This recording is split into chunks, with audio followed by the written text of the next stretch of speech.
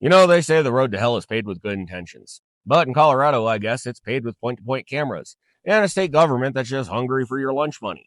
I've been watching the hall monitors under the Bull Dome in Denver, and they're currently pushing SB 26152.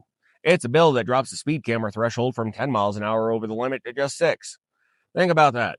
6 miles an hour is the difference between a sneeze and a stiff breeze. They've already turned a stretch of I 25 into a cash cow, printing nearly $750,000 in just 90 days.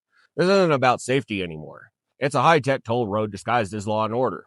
And you're the one being taxed for just trying to get home to your family. Out here, we judge a man by what he does when no one's looking. But in the government's eyes, they've decided that they just need to be looking at you for every single second.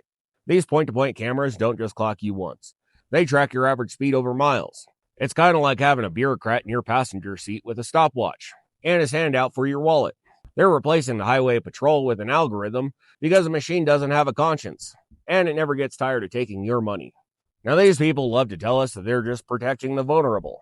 If they actually cared about safety, they'd spend that 700 grand fixing the potholes that are swallowing subcompacts whole. But you can't automate a pothole repair, and you can't fine a road for being broken. But here's the real kicker. While they're tracking your average speed down to the decimal point, the actual average criminal is walking out of a Denver department store with a cart full of stolen goods and a get out of jail free card.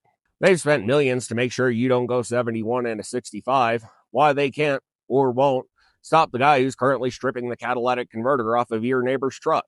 They've traded justice for automated efficiency, and they're betting that we're too busy to notice the pickpocket in the sky. Now, I'm all for following the rules, but when the rules are designed to turn every law abiding citizen into a revenue stream, it's not a safety program.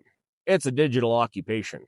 If the state wants more money, they should have the guts to look us in the eye and ask for a tax, instead of hiding behind a camera lens and a 6 mile an hour technicality. Because out here, we know the difference between a cop keeping the peace and a machine keeping the books.